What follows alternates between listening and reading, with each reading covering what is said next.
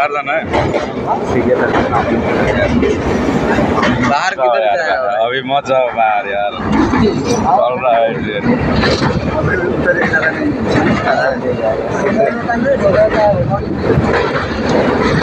अलि दोहोरो पौडेर बस नि जाँदा निद्रामा फातै झऱ्यो भने जाँदा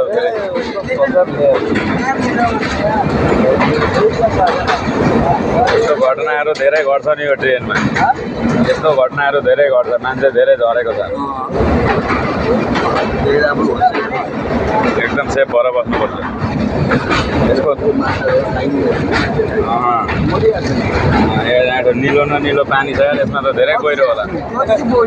पौडिनु पनि कति पौडिनु यार कहाँ गएर बिसाउनु